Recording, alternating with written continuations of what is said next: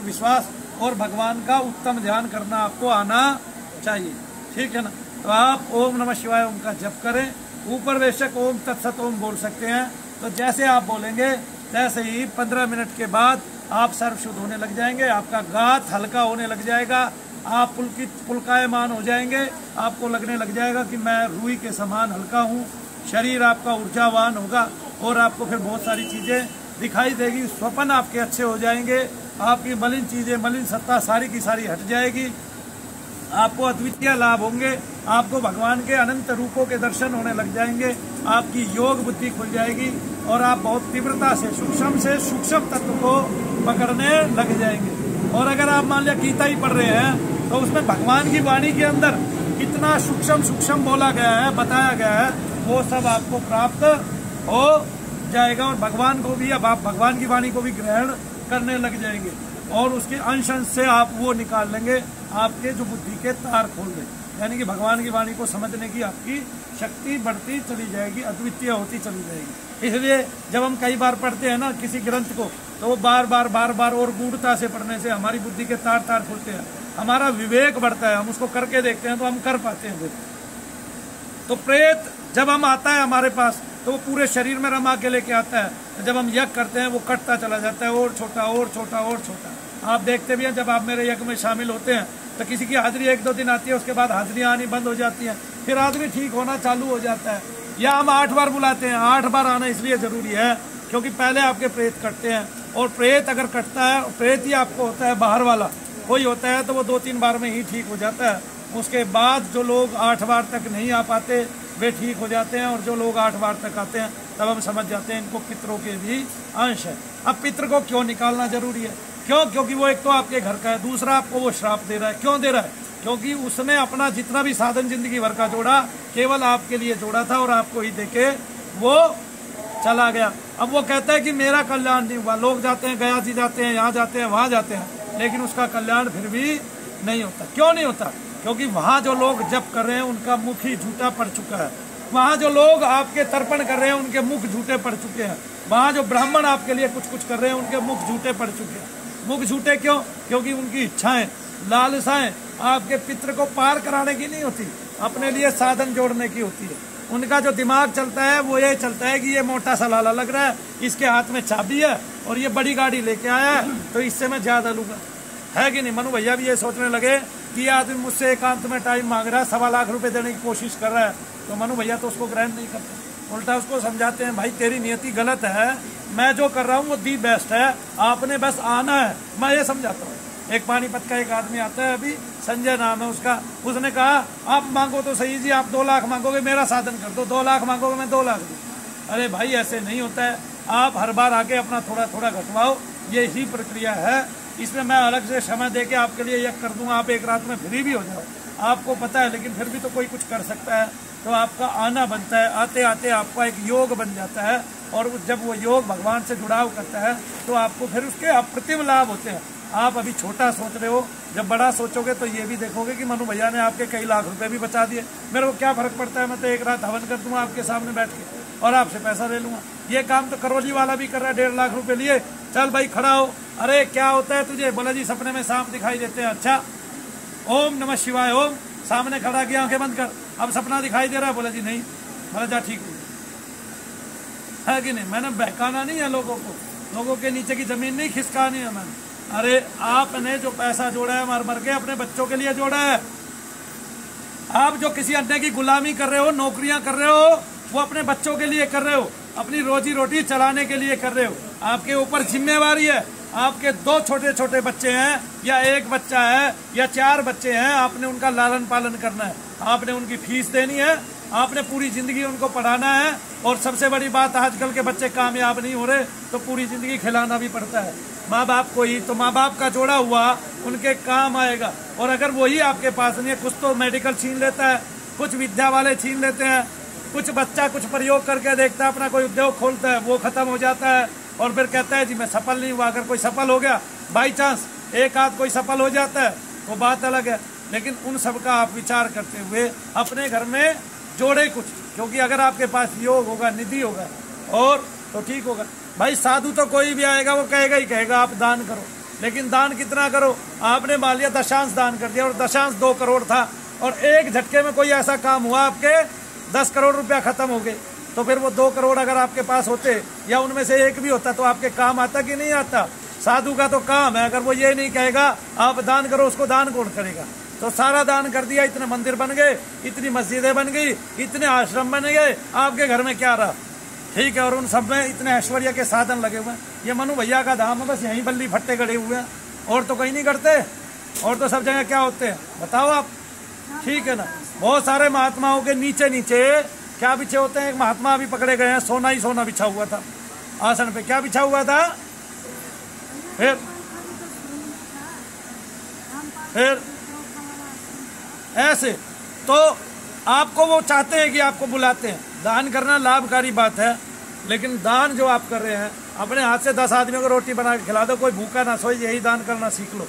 और किसी के पास कपड़े ना हो तो कपड़े देने सीख लो।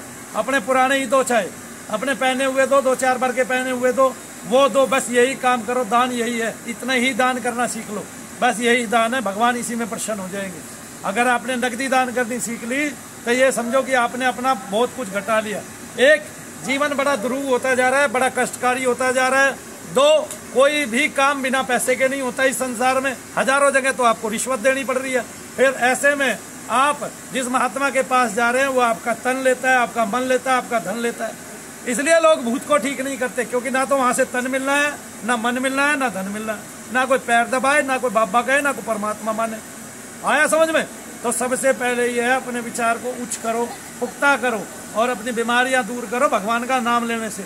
भगवान के बनो, क्योंकि भगवान का बनने से जैसे मनु भैया का ओरा तेज हुआ है ऐसे आपका भी तेज हो जाएगा।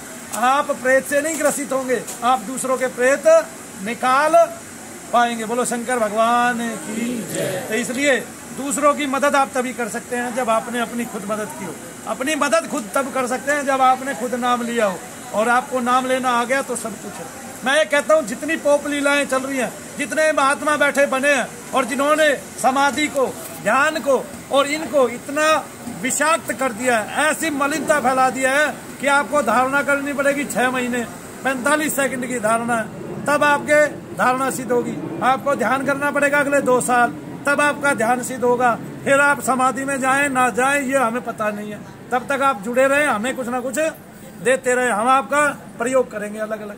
आपको खड़ा कर दिया, आपको थोड़ा सा शक्तिपात करके दिखा दिया मंत्र शक्ति से, तो बस आपने मान लिया ये भगवान हो गए। आपको मीठी बातों में बहका दिया, आपको बता दिया ये परमात्मा के शब्द है, अपनी पूजा कराने लगे। आज एक रामपाल बाबा को देख लो, कबीर दास जी कहते थे पत्थर पूजे हरि मिले तो मैं पूजू पहाड़, या चाकी भली पीस खाए संसार। चाकी में 2 पार्ट होते हैं, दोनों पत्थर के होते हैं। वो कहते हैं ये भली है, इससे अच्छा, क्योंकि इससे संसार पीस के खा तो लेता है और पूजा हमें नहीं करनी चाहिए, वो ये कह रहे हैं। लेकिन यहाँ क्या है, कबीरदास जी के पीछे फोटो, आगे इसकी, और इनकी आरती हो रही है, तो पूजा ही तो हो रही है। तो भाई फिर पूजा बंद कहाँ हुई। और पूजा बंद करनी है, सब ध्यान करें अपना, यह करे पूजा बंद। कितनी देर का काम है, आधा घंटा कोई भी दे सकता है अपने घर में। और आप भी तो पूजा करनी सिखा रहे हो, आपने कोई मंत्र दिया है, वेद से दिया, कहाँ से दिया? कबीर का मंत्र है वो, जो आप मूल मंत्र दे रहे हो कबीर का मंत्र। कबीर तो अनपढ़ है, कबीर को तत् और सत उन्होंने दिया ही नहीं है। ये वैदिक मंत्र है, वेद का मंत्र है, ये पुराणोक्त मंत्र है, और ये भगवान ने गीता में कहा है ओम तत्सत, मूल यही है, सार यही है। तो फिर आप इसको जप लो, आप इसको भज लो। ऐसे जब भजन करोगे ऐसे आपको लाभ होने लगेगा, और वो लाभ अद्वितीय है। ठीक है, इसके लिए किसी बाबा महात्मा की जरूरत नहीं है। आप खुद बैठे आंखें बंद करें, अभी 2 जगह जप करें, आप खुद को पुलकित मानेंगे। आपको खुद का, आपका जो प्रयास है आपको ऊपर उठा ले जाएगा। आपको पता चलेगा कि मैंने कुछ किया है, इतनी देर में बैठा हूँ, मेरे अंतर में कुछ आया है। आपका तेज बढ़ेगा, यहाँ पे तेज की वृद्धि होगी, और उस तेज की वृद्धि होते होते आपको अपनी आत्मा की प्राप्ति होगी, फिर परमात्मा की प्राप्ति हो जाएगी। ऐसे सबसे बड़ी बात तो ये, मेरे पास यहाँ आप आ रहे हो, आपके कष्ट भी जा रहे हैं, और ऐसे ऐसे कष्ट जा रहे हैं, कुछ ऐसे लोगों को नव जीवन मिल रहा है, फिर भी मैं परमात्मा नहीं हूँ। और सबके पसीना आता है, जिनके पसीना आता है, पसीने में बदबू आती है, वो परमात्मा कहाँ? भगवान कृष्ण को देखिए कि उनकी देह से पद्म गंध आती थी, जिसका सभी दीवाने थे कि नहीं थे? बोलिए। और 11 साल के अंतर में चानूर जैसे शक्तिशाली भुजाओं वाले पलट के रख दिए। 11 साल के अंतर में 11 वर्ष की आयु थी, तब जाके कंस को मार दिया। चुनौती देके उसी के गढ़ में जाके बालपन में कागासुर, अघासुर, बकासुर सारे असुर मार दिए, छोटे से नहीं है। छकड़े पे लात मार के ऐसा आसमान में उड़ा दिया, कुछ हद नहीं। ठीक, इतने बड़े कालिया नाग को मार के गिरा दिया। क्यों जी? पहाड़ को उठा लिया, पर्वत को उठा लिया, पूरे को यूं है। इंद्र भी फिरे फिरे, ये यार मेरे से तो पब्लिक ही दुखी नहीं हुई, इन्होंने तो सुखी कर दिया, पहाड़ की पूजा करा दी। मतलब पहाड़ की पूजा कराने का मतलब ये था भगवान का कि आप स्थूल में भी है और सूक्ष्म में भी है। कोई वैज्ञानिक मना कर दे कि आपके अंदर सूक्ष्म शरीर नहीं है, वो तो कहते हैं एस्ट्रल बॉडी है आपके अंदर है। क्यों है? क्योंकि वो जानता है जब आप सो जाते हो तो कोई काम करता है, कोई वर्क करता है। कौन वर्क करता है? आपका नाम क्या है? दिनेश सो गया। अब दिनेश को मैं दिनेश के नाम से जगा सकता हूँ, लेकिन जिस दिन मूलतः जो जगह है, जो मूलतः दिनेश निकल जाता है, उस दिन उसके बाद से कोई जगा ही नहीं सकता। किसी माई के लाल में हिम्मत ही नहीं है कि कोई दिनेश को जगा दे। तो वो जो चेतना है उसने सूक्ष्म शरीर धारण किया है, उसने लिंगीय शरीर धारण किया है, उसी का कारण शरीर है। और जब वो शरीर आपके शरीर के अंदर है, अंतर में है, तो आप ये देख लीजिए कि संसार में जो भी बना है वो स्थूल में भी है और वो सूक्ष्म में है। समुद्र बना है कि नहीं बना है? समुद्र की सेवा करते हैं, समुद्र देवता भागा आता है कि नहीं आता है?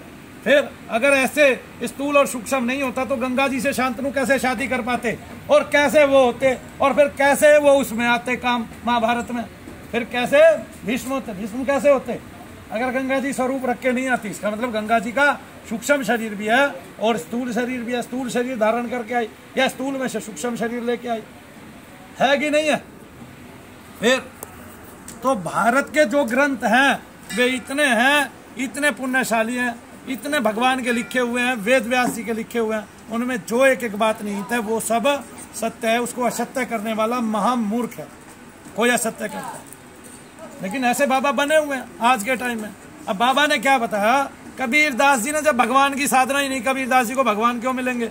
जो निर्गुण मार्ग की शाखा कर रहा है, साधना कर रहा है, उसको तो तेज ही प्राप्त होगा। जो शिव जी की साधना कर रहा है उसको शिव प्राप्त होंगे। जो दुर्गा की साधना कर रहे हैं तो भगवान गीता में कह रहे हैं। फिर कबीर दास जी के लिए माता पार्वती या दुर्गा माता कैसे प्रकट हो गई? ये कह सकती हैं कि कबीर परमात्मा है, तू मेरी शरण छोड़ के उसकी शरण में चला जा। क्या बेकूफी भरी बात है। लोगों को पढ़ाया जा रहा है कि तुम ऐसे काम करो अपने आप को परमात्मा बनाने के लिए। ठीक है, क्या भावनाएं ऐसा लोगों ने ग्रहण कर लिया है। किसी एक व्यक्ति को जब वो चला जाता है, मर जाता है, जिसके जीते जी पसीना आता है, तो जीते जी सोच जाता है, टट्टी जाता है, ठीक है, अपने बच्चे पालता है। कबीर दास जी 40 वर्ष से पहले कहाँ चले गए हैं? कबीर दास जी की जो उम्र का एक पड़ाव था आधे के बाद, उन्होंने आधी उम्र के बाद ही क्या किया? ज्ञान प्राप्त किया और ज्ञान ही दिया लोगों को। लेकिन उससे पहले 2 बच्चे भी हुए, पत्नी भी थी, पत्नी के साथ लड़ाइयां भी होती थी, झगड़े भी होते थे। और झगड़े होते थे तब उन्होंने नारी के ऊपर यानी कि स्त्री के ऊपर एक दोहा लिखा, क्योंकि वो उससे व्यतीत थे। तो आपकी जो भावनाएं होती हैं वो आपकी कवित्व में तो झलकती हैं कि नहीं झलकती हैं? और क्या भावना थी कि नारी की झाई परत अंधा होत भुजंग कबीर रातिन की क्या गति, जो नित नारी के संग। आपकी गति क्या होगी बताइए? कबीर दास जी ने ये कह दिया। आपकी तो प्रेम करती है ना, आपकी तो आपसे नहीं लड़ती ना, तो मेरी मेरे से प्रेम करती है, मेरी गति क्या होगी? बिगड़ गई भाई। कबीर दास जी की बिगड़ी होगी, हमारी तो नहीं बिगड़ी।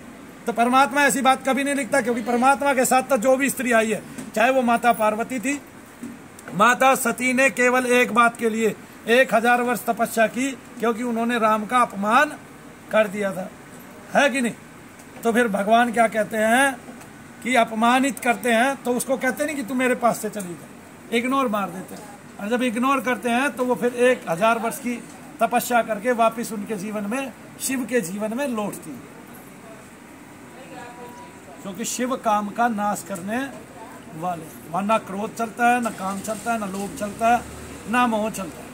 इसलिए उनसे 2 बीज ऐसे उत्पन्न होते हैं। एक गम बीज, गम मस गणपति, गणपति उत्पन्न होते हैं, कामासुर को मारने वाले हैं, क्रोधासुर को मारने वाले हैं, लोभासुर को मारने वाले हैं, मोहासुर को मारने वाले हैं, है कि नहीं? मत्सरासुर को मारने वाले हैं, मदासुर को मारने वाले हैं। 2 कुमार, और कुमार क्या? सेनापति हैं, सबके अग्र में चलते हैं, सबकी रक्षा करने वाले हैं।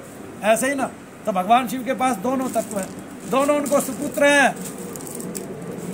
और गणेश जी के पास सारी रिद्धियां सिद्धियां, उनके सुपुत्रों के पास ये, वो सब उन्हीं का है, सब उन्हीं के पास भरा हुआ है। ऐसे नीचे परिवार फैलता है और परिवार बढ़ जाता है। पिता के गुण पुत्र में आते हैं, है कि नहीं? पुत्र पिता का प्रतिनिधित्व करता है कि नहीं? और पुत्र पिता का वंश आगे बढ़ाता है। तो गणेश जी और शिव जी में काम का नाश करने की अथाह शक्ति। आपने ध्यान किया जिस देवता का, वही आपको मिल गया। आपने जिसका ध्यान नहीं किया वो क्यों मिलेगा? मूर्खता है। कबीरदास जी को कौन मिले? क्या बता रहे हैं? दुर्गा माता मिली कबीरदास जी को। एक का नाम और लेते हैं, कबीरदास जी को फलाने भगवान मिले। क्यों मिले भाई? हनुमान जी, कबीरदास जी ने साधना की थी, या कबीरदास जी हनुमान जी से बड़े हैं? हनुमान जी से बड़े हैं तो एक ही ओढ़ कर लो और तुम परमात्मा बनते हो। अपने चश्मे ही उतार के दिखा दो, कल को तुम्हारे दांत टूटेंगे, मुझे बता देना, आपको डॉक्टर की जरूरत ना पड़े।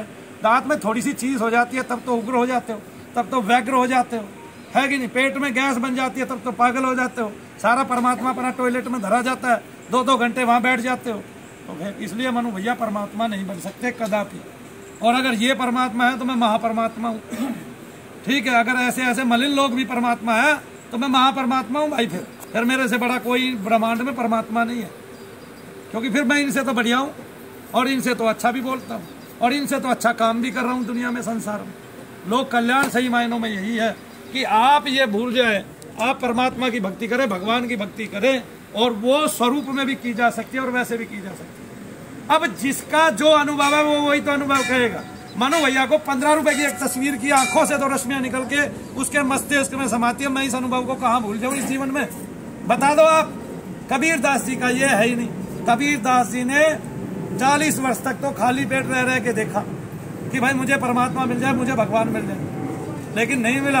अंततः रामानंद की शरण में गए जो भगवान को प्राप्त कराने वाले थे। उन्होंने देखा कि इनके शरीर के कोष निर्गुण धारा के लिए बने, सगुण धारा के लिए नहीं बने, सगुण परमात्मा की उपासना के लिए नहीं बने। तब उनको ध्यान की अंतर विधि से बताया। और अगर कबीर परमात्मा है तो फिर रामानंद जी महापरमात्मा। परमात्मा को बनाने वाला तो महापरमात्मा होता है कि नहीं होता है? अगर परमात्मा की भी किसी ने रचना किया, वो रचना किसने की? रामानंद। रामानंद से पहले कबीरदास जी क्या थे बताइए मेरे को? जो एक पत्नी से इतना हाथ था कि उसने अपनी भड़ास किस पे निकाली, अपनी टीस किस पे निकाली कि नारी की झाई परत अंधा हो तो भुजंग कबीरा तिन की क्या गति जो नित नारी के संग। 100 सांप ले आओ, अगर एक भी अंधा हो जाए तो मेरे को कह देना। तो फिर इसके माध्यम से ये कहते थे स्त्री के साथ नहीं रहना। क्यों अपनी के साथ नहीं रह पाए? जितना साथ था उसमें भी 2 बच्चे तो हुए ना, कुछ तो प्रेम उसको भी होगा। और लात मारती थी, कोई ना कोई ऐप तो करता ही होगा। ऐसे कैसे ऐप के बिना काम चलेगा? मेरी पत्नी मुझे नहीं भगाती, आपकी पत्नी आपको नहीं भगाती। आपकी पत्नी आपसे लड़ेगी, अपनी कुछ इच्छाएं रखेगी तभी तो लड़ेगी। ठीक है, आप चुलाए हो, आपसे नहीं घर का पूरा पड़ रहा होगा तो गाली देगी या नहीं देगी? क्यों जी? भाई शाम को आपने रोटी का पैसा नहीं कमाया और रोटी के लिए नहीं कमाया और भगवान भगवान करते रहे तो आपकी स्त्री कहाँ रखेगी आपको? चल भाई ठोकर पे रखती हूँ तेरे जैसे को, भाग यहाँ से। सीधी सी बात है, आप निजी जीवन जी रहे हो, साधारण जीवन जी रहे हो। ऐसे में परमात्मा कहाँ आ गया? आप परमात्मा बन कैसे गए जब आप एक स्त्री से आहत होके ऐसी बातें कह रहे हो? उल्टा स्त्री ही है आपको बनाने वाली। इसमें भी स्त्री ने ही आपको बनाया है। अगर घर से वो आपको बाहर नहीं निकालती, आपको ताने नहीं देती, आप भगवान की शरण में नहीं जाते, तो आज आपका नाम ऐसा ही तुलसीदास जी के भी साथ हुआ। पता है ना आपको घटनाएं?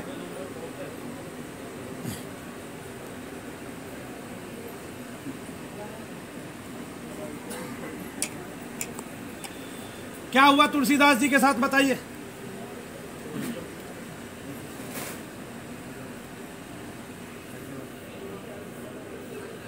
वो धिक धिक करती है कि धिक्कार है आपको, दोरे आयु साथ है, कहा गहूं में नाथ। तो जैसी मुझ में प्रीति रखी ऐसी भगवान में होती तो वही ना आपको मिल जाते। तो तुलसीदास जी चल देते हैं उलट वहीं से और भगवान की भक्ति करते हैं। उल्टा इन 2 महात्माओं के जीवन से हमें ये सीख लेनी चाहिए कि अगर स्त्री कड़वी है या हम मोहांध हुए जाते हैं तो हमें उस मोह से बाहर निकलना पड़ेगा, उस काम से बाहर निकलना पड़ेगा भगवान को पाने के लिए, अध्यात्म को पाने के लिए। सबसे पहले तो वो स्त्री तो नतमस्तक है, उसको हमारा प्रणाम है जो अपने पति का भगवान को पाने में भी साथ देती है, खुद भी बैठती है पूजा पे और उसको भी पूजा करवाती कर। जीवन हमें मिला है, बार बार तो मिलेगा नहीं, दुष्कर जीवन है। राम सुखदास जी महाराज कहते हैं कि अगर सामने गाय है और मानव है और मानव के पास कम क्षण है और गाय जो है वो अपनी युवावस्था में है और आपके पास आप ट्रक चला रहे हैं और आप एक को ही बचा सकते हैं, और ट्रक के ब्रेक फेल हो गए, आप एक को ही बचा सकते हैं, आप किसको बचाएंगे। लोगों ने कहा गौ माता को बचाना चाहिए, लेकिन राम सुखदास जी कहते हैं क्यों? गौ माता जो है वो कौन सी योनि है? भोग योनि है। जैसे ही जाएंगी शरीर छोड़ेंगी, अचानक उनका शरीर बदल जाएगा और भगवान की तरफ से दूसरा जन्म मिल जाएगा। लेकिन मानव योनि ईश्वर को पाने के लिए बनी है। और ऐसे बहुत सारे इस संसार में मानव हुए हैं कि जिन्होंने अंत समय में, एक ने नारायण नाम रख दिया था अपने बच्चे का, अंत समय में भगवान को पुकार लिया मरते मरते, तो उनको ईश्वर की प्राप्ति हो गई। तो मानव शरीर के मिलने की जो योग्यता है, या मानव शरीर दिया जिसलिए जाता है कि भगवान कहते हैं कि मुझे इस योनि में ही प्राप्त कर सकता है, अपनी बुद्धि से, अपने कर्म से और अपने से और ज्ञान योग से, है कि नहीं? तो इसमें भक्ति योग कहाँ आ जाता है? कर्म योग में ही भक्ति योग आ जाता है। जंजीरें बजाते हैं, नाचते हैं, गीत गाते हैं, गीत बनाते हैं, छंद लिखते हैं, छंद गाते हैं, तो कर्म योग में ही भक्ति योग भी शामिल हो जाता है कि नहीं? ज्ञान योग से। और कर्म योग में ही सारे आसन प्राणायाम आ जाते हैं, ये भी कर्म तो किया जाता है ना इसके लिए, है कि नहीं? तो हठ योग करते हैं, वो भी कर्म योग में आ जाता है। तो कर्म, ज्ञान और भक्ति, लेकिन यहाँ भक्ति को तीसरा अलग बता दें। तो इन तरीके से भगवान को पाया जा सकता है और उसकी यही विधा है, इसके अलावा अन्य कोई विधा है नहीं। ठीक है, जैसे ओशो कहता है 108 प्रकार से पाना है, 120 प्रकार से पाने की कोई विद्या कोई दूर है ही नहीं। मैंने कहा आंख बंद करो, मन ही मन जाप करो, मन पे 2 जगह जाप करो। आप 11 दिन कर लो, 10 दिन कर लो, 5 दिन कर लो, अभी के अभी कर लो, अभी के अभी आपका युग बदल जाएगा, अभी के अभी आपको पता चल जाएगा। यहाँ तो बहुत सारे लोग प्रेत से बाधित हैं, लेकिन मैं ये करके दिखाने वाला हूँ बहुत ही जल्दी कि बड़े बड़े महात्मा जो है वे चक्की भी खा के गिर जाएंगे। बहुत सारे तो करने लगे होंगे हमें सोच के कि वाकई में मनु भैया ठीक कर रहे हैं। आदमी को साधारण होना चाहिए। जब साधारण आदमी असाधारण बात करेगा तभी उसका पता चलेगा कि उसने कुछ पाया है संसार में रह के, कहीं ना कहीं उसने कुछ तप किया है, कोई ना कोई मेहनत की है, तब वो इतना बोल पाता है, वरना नहीं बोला जाता। और पढ़ी पढ़ाई बातें हमें बोलने की आदत नहीं है। हम चले हैं भाई पैदल, हमने दुनिया देखी है, मैंने पसीना बहाया है, और जो पसीना बहाता है पैदल चलता है उसका जो ज्ञान होता है वो शुद्ध होता है, विशुद्ध होता है कि नहीं? आप किसी भी धर्म के आंखें बंद कीजिए, अगर आप मुस्लिम हैं नीचे अल्लाह अकबर बोलिए, ऊपर 2 बार अल्लाह अल्लाह बोल लीजिए, आप देखेंगे 1 घंटे के अंदर आपका शरीर के कोष बदल गए, कोष्ठक बदल गए। और यही क्रिया आपने 10-11 दिन की तो आप देखेंगे कि आपने बहुत कुछ सिद्ध कर लिया। कोई भी मंत्र ही सिद्ध कर लीजिए अंतर में बोल के, ओम भूर्भुवः स्वः बोलते रहिए, है ऊपर मामा बोलते रहिए, आप गायत्री मंत्र को सिद्ध कर लीजिए, कोई मंत्र सिद्ध कर लीजिए, सिद्ध भी बहुत जल्दी हो जाएगा। शीघ्रताति शीघ्र, कुछ ही 1 ही घंटे के अंदर अंदर। मनु भैया कैसे मंत्र सिद्ध कर लेते हैं, कैसे संयोजन कर लेते हैं, कैसे जान पाते हैं कि उसकी शक्ति कैसे निहित होगी और कैसे उस शक्ति का उपयोग कर पाते हैं आप लोगों के कष्ट हरने में। बोलिए शनिदेव महाराज की जय। अब थोड़ा हवन का यज्ञ का समय हो गया है, तो अब हम यज्ञ को भी समय देते हैं ताकि आप लोगों के कष्ट भी दूर हो। आज हम यहाँ पर शाबिर पिया को मानते हैं और उनको शनि का ही स्वरूप समझ के पूजते भी हैं। और हमारी एक भावना, एक धारणा ये भी रहती है कि ऐसे संत दुनिया में हो जिन्होंने केवल अपने जीवन को तपों में बनाकर यज्ञ किए या अपनी आत्माहुति इसमें लगा दी, अपने ईश्वर को प्राप्त करने में, अपने अल्लाह को प्राप्त करने में, अपने भगवान को प्राप्त करने में, अपने मसीह को प्राप्त करने में। भगवान का एक शुद्ध स्वरूप आता है, वो कहता है कि मैं भगवान का पुत्र हूँ, मैं ईश्वर का पुत्र हूँ। और वो संसार के दुखों को, कष्टों को कैसे दूर करता है, उनकी प्रेत बाधा निकाल के। ऐसे ईसा मसीह हुए, आज उनको संसार में बहुत सारे देश ईश्वर मान के पूछते हैं। वो इसलिए क्योंकि उन्होंने प्रेत निकाले दुनिया के शरीरों के अंतर से। यानी कि प्रेत निकालना बड़ी कला है, किसी को कष्ट से निजात दिलाना। अगर आपको कष्ट है, रामपाल बाबा के यहाँ से 4 केस आए थे मेरे पास जो उससे कभी ठीक नहीं हुए, जिन्होंने बहुत लंबे समय तक उसका जप किया। एक आदमी तो 6 साल तक जुड़ा रहा, वो सरदार परिवार से है, लेकिन उसका कोई लाभ नहीं हुआ।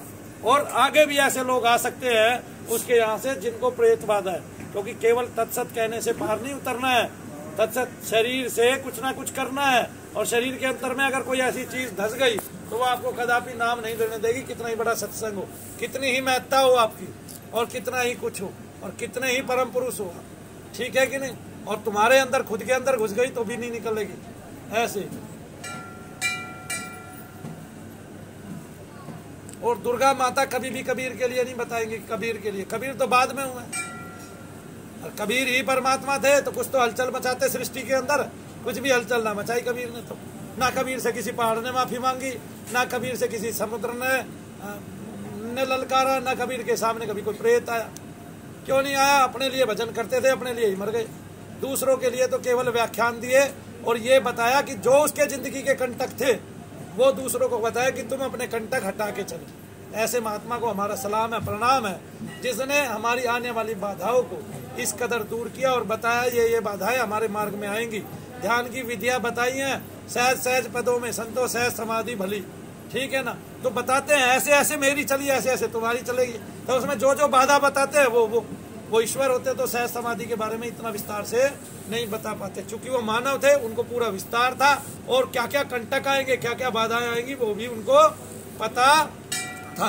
क्योंकि मानव ही चल सकता है, मानव ही देख सकता है। सवेरे शाम सोच जाने वाले थे, उनके देह से पद्मगंध नहीं आती थी, वो जुलाए थे, उनको पसीना आता था और उन्होंने संसार को सीख देने के लिए, चूंकि ये सब उस टाइम में बहुत बल बढ़ गया था और ब्राह्मण भी, मैं खुद ब्राह्मण अति भी करते हैं, बहुत सारी अपने अनुकूल बहुत सारी चीजें चला लेते हैं, है ना। जैसे अब एक चीज चला ली, भगवान लड्डू गोपाल को मानने लगे। लड्डू गोपाल तो पहले भी थे, पहले क्यों नहीं मानते थे? ठीक है, लड्डू गणेश होने चाहिए, गोपाल तो होने ही नहीं चाहिए। लड्डू गोपाल वो तो माखन गोपाल है, लड्डू गोपाल है ही नहीं, है कि नहीं है? वो तो माखन गोपाल है, लड्डू गोपाल है नहीं। गोपाल को तो हम पहले से पूछ रहे थे, ठीक है। लेकिन संसार अभी वस्त्र, ड्रेस और क्या कहते हैं, पीतल के और लोहे के और सोने के वो बना के बेचने के लिए अपना एक नया व्यापार करते हैं ना, इस तरह से। तो गोपाल तो पहले से ही है भाई, लेकिन अब गोपाल के नाम से नया व्यापार होगा, ठीक है कि नहीं। संतोषी माता को ले लिया, कभी किसी को ले लिया, कभी किसी को ले लिया। तो कभी किसी के नाम से व्यापार चलता है, कभी किसी के नाम से। जिसके नाम से संसार का अच्छा व्यापार चलता है उसी का नाम परखर कर देते हैं, उसी का नाम वो कर देते हैं। लेकिन भगवान कृष्ण को मानना चाहिए, वो भगवान थे और वही अकेले ऐसे थे जिन्होंने कहा है संसार में अर्जुन को अपना विराट विश्व रूप दिखाया है, जिसमें बताया कि मैं ही ईश्वर हूँ। माता को भी एक बार दिखाते हैं, जब वो मुख खोलते हैं तो उसी में पूरे ब्रह्मांड को, पूरी सृष्टि को उसमें दिखाते हैं। और कोई परमात्मा बन के आता है, हमें कुछ नहीं भाई, हमें तो चांद अपनी मुट्ठी में चाहिए, हमें तो चांद नजदीक करके दिखा दे, ठीक है कि नहीं। हाँ, 500-700 किलोमीटर तो नीचे कर दे कम से कम, कुछ और बड़ा सा आएगा, फोटो ठीक से ले पाएंगे, ठीक है कि नहीं। अगर कोई परमात्मा बनता है कि नहीं। अभी परमात्मा जी मान लिया जेल में है, तो जेल में टॉयलेट में जाते हैं कि नहीं, परमात्मा का विस्तार बताया जाना चाहिए। ये भी खामखा में हिंदुस्तान में गलत चीज है, ये दिखाना चाहिए कि भाई देखो जेल में उनकी नित्य क्रिया ये है, सवेरे टट्टी जाते हैं, नाखून काटते हैं, है कि नहीं। परमात्मा के कभी नाखून नहीं बचते, ये भी मैं तुम्हें बताता हूँ। शरीर के अंगों में उनके स्फुरण नहीं होता, उनका पवित्र शरीर होता है, उनकी देह से हमेशा पद्म गंध आती है और वो जहाँ रहेंगे दूर दूर तक गंध फैली रहेगी। आगे ना, गंध का मतलब सुगंधी से है, आगे ना, गंध 2 प्रकार की होती है, दुर्गंधी और सुगंध। तो वो उसके तत्व लिखे हुए हैं श्रीमद् भागवत कथा में, और उन तत्वों को पढ़िए, जानिए। और विलक्षणता ये है कि वो सुगंधी, हमारे यहाँ एक गंध बाबा हुए हैं जो किसी भी प्रकार की गंध को उत्पन्न कर देते थे सूर्य विज्ञान से। वो सुगंधी उनके देह से वो पद्म गंध आती थी, इसलिए इनको पसीना आता है, इनके मैल उतरता है और इनकी देह में पसीना आता है, इनके पसीने में बदबू आती है, इनकी टॉयलेट में बदबू आती है, इनके पेशाब में बदबू आती है। अगर ये परमात्मा होते तो इनको ऐसा कुछ भी नहीं होता। ये अपनी पूजा कराते हैं, अपनी फोटो लगवाते हैं, अपनी आरती सजवाते हैं, अपनी थाल सजवाते हैं, तो ये कदापि परमात्मा नहीं हो सकते। तो सामान्य मानव को इनसे, ऐसे ढोंगियों से, पाखंडियों से, पोप लीला करने वालों से दूर रहना चाहिए। मनु भैया सामान्य मानव है, उनको पसीना आ रहा है, आपके सामने बैठे बैठे आप दिखा सकते हो, देख सकते हो। और वो सवेरे शाम ऐसे ही सोच जाते हैं, टॉयलेट जाते हैं। अभी भी बाथरूम जाने वाला हूँ क्योंकि बहुत देर से बैठा हूँ, और फिर आके यज्ञ करूंगा, पसीना आएगा। और इन्होंने जितना परमात्मा बन के जितना नहीं कमाया, मैंने मानव बन के उनसे ज्यादा कमाया है। कमाने का मतलब पैसे से नहीं है, मुझे किसी का तन मन धन नहीं चाहिए। कमाने का मतलब यह है मैंने नेकी कमाई है, मैंने उनसे ज्यादा लोगों को ठीक किया है, उसकी मेरे पास प्रमाण है, वीडियो है। और उनसे भयानक भयानक कष्टों को लोगों ने मेरे स्वप्न देखे हैं भगवान के जरिए। और शनिदेव महाराज स्वयं मनु भैया का रूप लेके, अवतार लेके स्वयं लोगों के सपनों में आके उनके बहुत सारे कष्टों को काट चुके हैं। ये परमात्मा होने का लक्षण फिर भी नहीं हुआ। मैं ये मानता हूँ कि पृथ्वी पे जो आया है, जिसने मानव शरीर धारण किया है, जिसकी नित्य क्रियाएं रोजाना वैसी ही हैं जैसे मानव की है, वो परमात्मा कदापि नहीं है, ना होगा, ना कभी था। और वो केवल झूठ बोलता है, झूठ का प्रचार प्रसार करता है। कबीरदास जी कोई परमात्मा नहीं थे। कबीरदास जी की पत्नी उनसे लड़ती थी। कबीरदास जी के दोहों में वो भाव है कि उनकी पत्नी की अपनी की वो निंदा करते हैं। इसके अलावा समस्त नारी की निंदा करते हैं। और उन्होंने जो शब्द लिए हैं भगवान की प्राप्ति के लिए, परमात्मा की प्राप्ति के लिए, वो वेदों से लिए हैं, ना कि उनके वे अपने शब्द थे। उनकी खिचड़ी भाषा थी। खिचड़ी भाषा गाली देने वाली भाषा होती थी उस टाइम में, और वो बड़ी टिपिकल भाषा थी, यानी कि ओड भाषा थी, यानी कि ग्रामीण भाषा थी। अगर वो परमात्मा है तो फिर लक्ष्मी चंद भी परमात्मा है। फिर जिसने ब्रह्म को प्राप्त किया वही परमात्मा है।